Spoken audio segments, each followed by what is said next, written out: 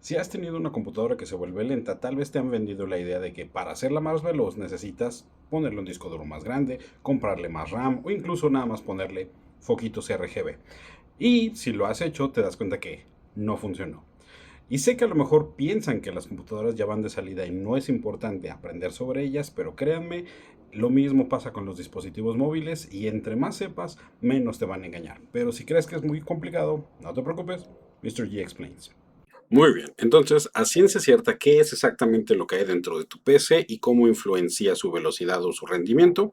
Para que no te quieran vender la idea de que comprándole un disco duro nuevo o subiéndole la RAM, mágicamente se va a volver más veloz. Necesitas entender qué es lo que hace cada componente y cuáles son las características que tienes que conocer para poder determinar si verdaderamente te va a ayudar o solamente te quieren chamaquear. Vamos por lo primero, el procesador o CPU, por sus siglas en inglés, Central Processing Unit, unidad de procesamiento central, que como su nombre lo dice, es el componente que procesa toda la información que pasa por la computadora o la gran mayoría. Esto, si estuviéramos en un entorno de oficina, sería como el oficinista o el jefe que está llevando a cabo el trabajo.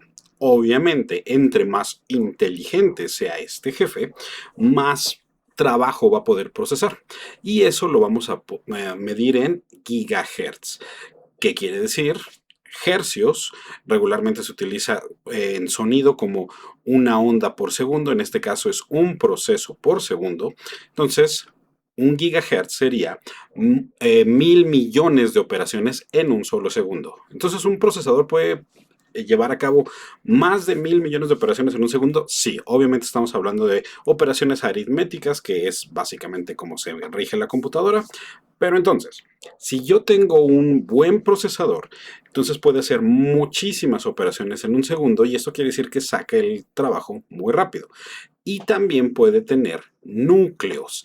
Los núcleos son algo así como divisiones. Imagínate que en vez de tener un jefe, tienes una oficina con varios oficinistas a los que les puedes ir delegando el trabajo. Entonces, mientras uno hace una cosa, el otro hace otra y pueden atender, digamos, diferentes clientes.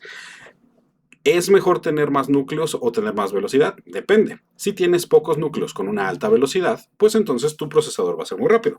Si tienes pocos núcleos, pero con muchísima velocidad, pues pueden procesar mucho, pero aún así van a tener que irlo haciendo uno por uno.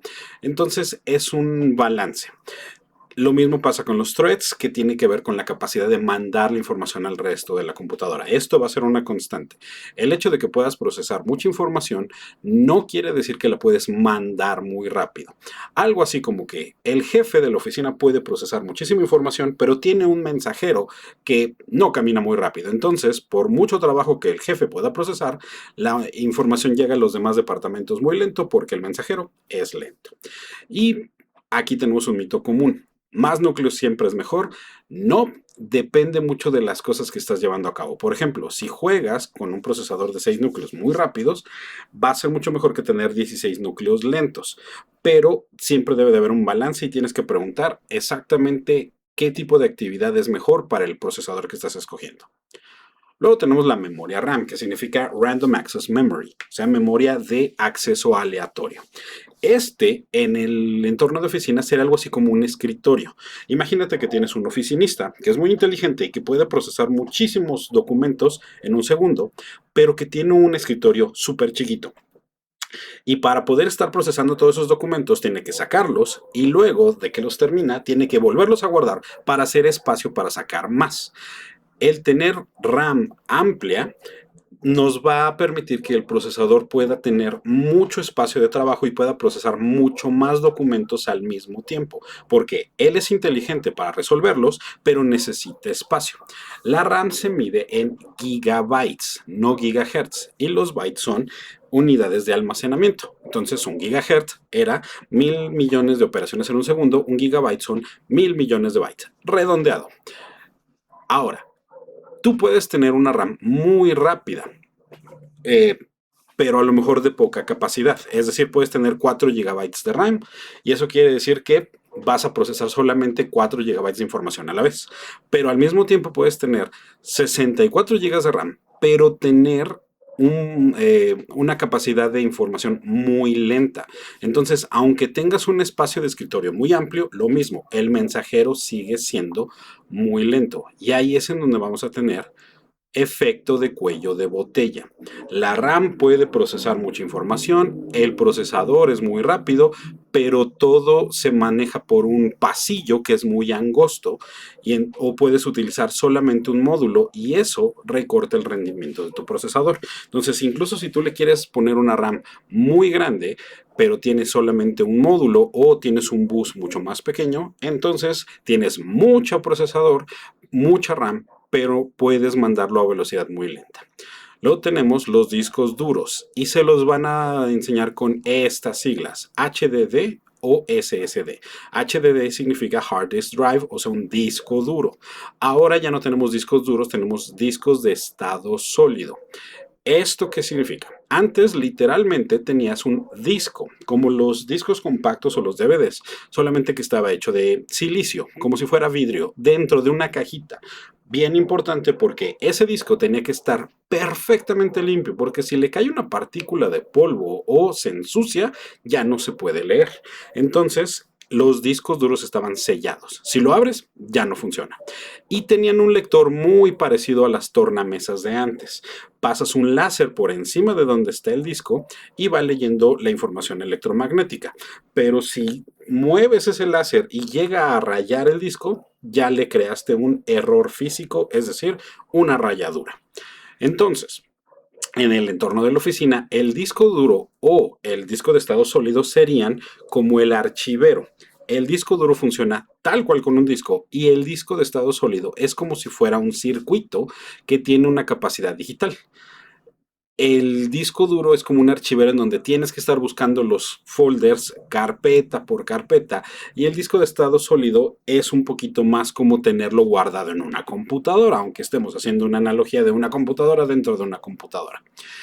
Ahora, eso te haría pensar que el disco duro es una elección no tan buena como un disco de estado sólido, pero el disco duro dura mucho más porque es un disco físico y mientras que tú lo tengas bien cuidado, entonces va a funcionar bien. El disco de estado sólido se desgasta porque está mandando la información constantemente y pierde la capacidad de almacenar electrones.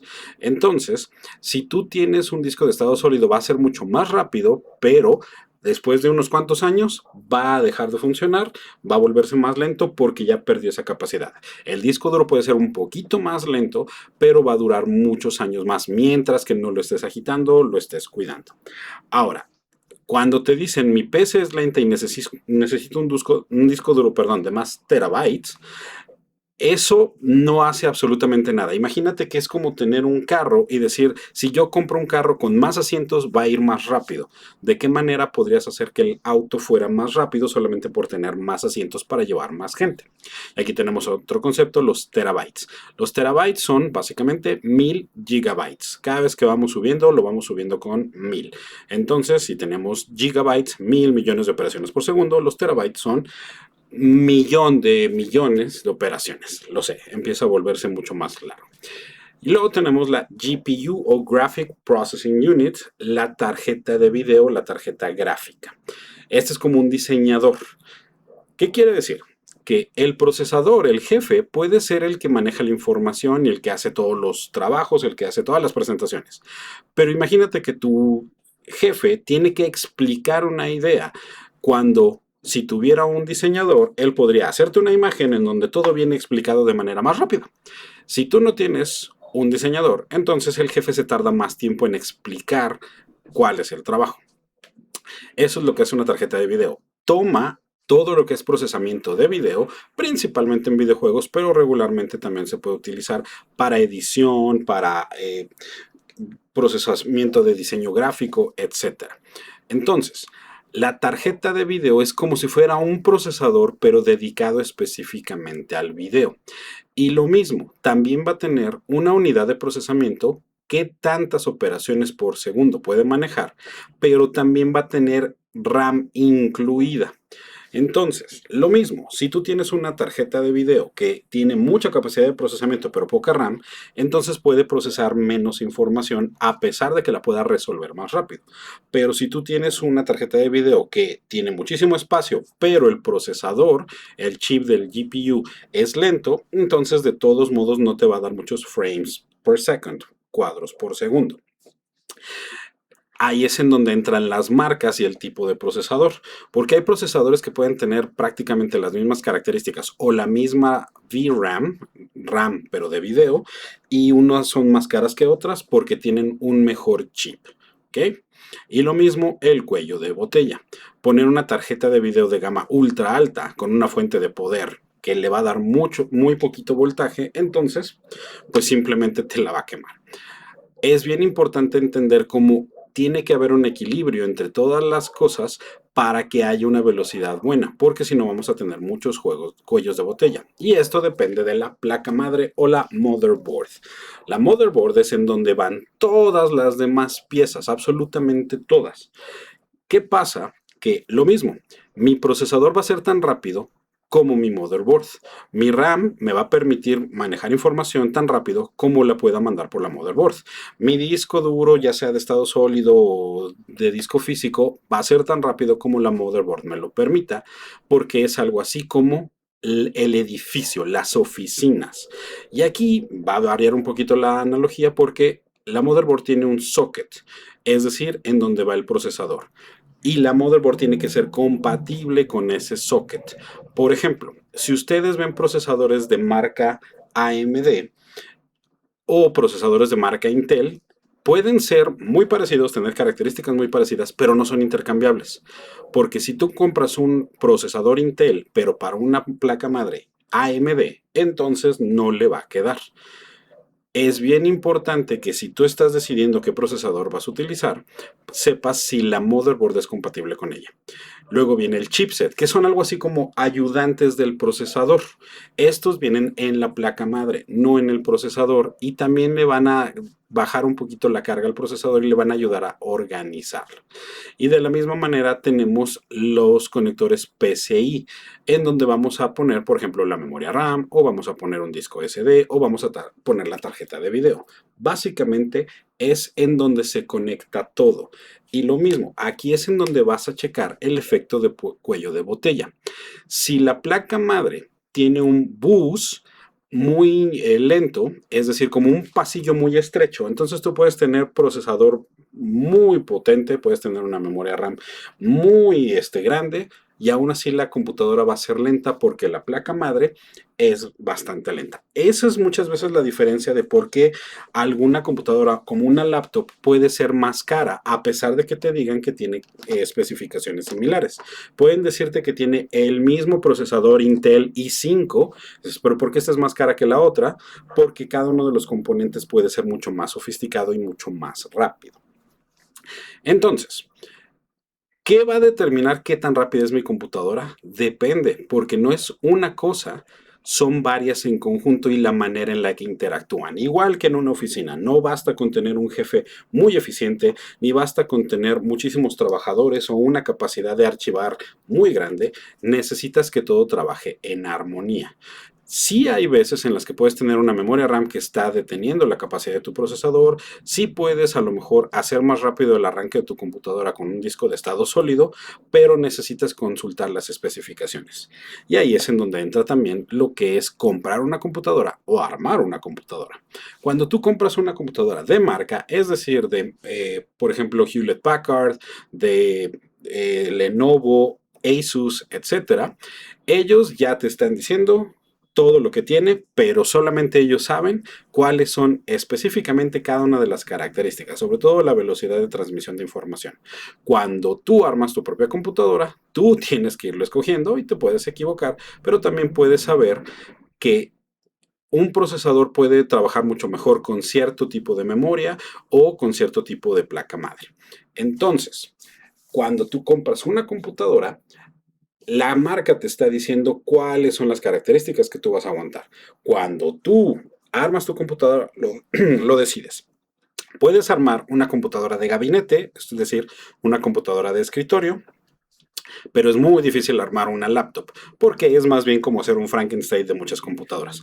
Puedes cambiarle a lo mejor la memoria RAM a la laptop o puedes agregarle más si tiene la capacidad de expansión, le puedes cambiar el disco duro, difícilmente lo vas a poder poner una tarjeta de video y prácticamente no le puedes cambiar la placa madre porque es como si fuera el esqueleto y no le puedes hacer un trasplante de esqueleto.